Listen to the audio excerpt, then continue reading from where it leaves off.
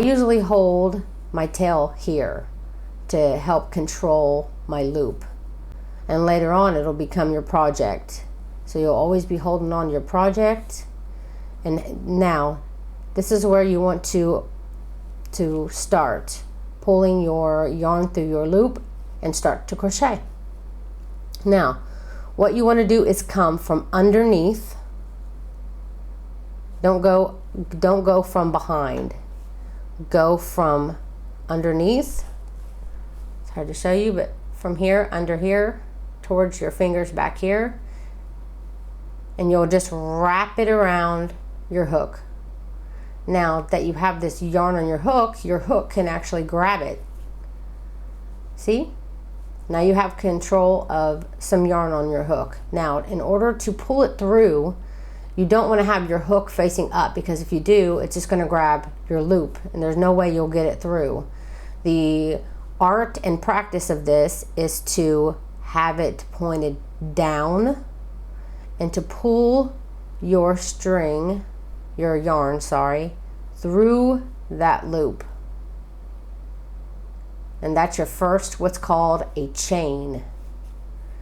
Now, if you have your string too tight and your loop is like this, no matter if it's up, down, wherever, you're not going to get it through. So it's very important that you have it loose. So if you need to loosen it up some, just pull up and it will now be wide enough that you can get your hook through. This is the size hook. So you always have to have your loop here big enough to get your loop through, but not so wide like this, or it's such a big loop, because if you go through that loop when it's so big, you're gonna have that size loop. Look, see, now it's not even. You have this huge loop and this little loop. So you always wanna make sure it's not too wide of a loop. Keep it down, kind of loose. And then you'll repeat it again. You will go from under, and then the art of it is pulling and twisting down at the same time. Most crocheters will do this. I mean, it becomes automatic. Once you do this, you're automatically twisting your hook downwards and pulling through the loop. So basically the art of crochet is basically learning how to hold your yarn, giving yourself enough space here, and to keep your loop from getting too big or too small. So you're controlling your loop size here. And of course, the art of twisting your hook down to pull through that loop.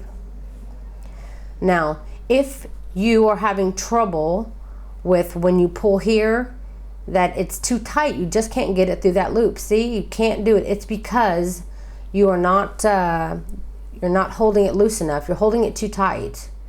You need to be loose when you're pulling through, because if you're pulling on your actual yarn like this as you're getting through it, you may be, not doing it on purpose. You're pulling your loop smaller as you're pulling your string through. You'll never get it through, so you have to be loose about it.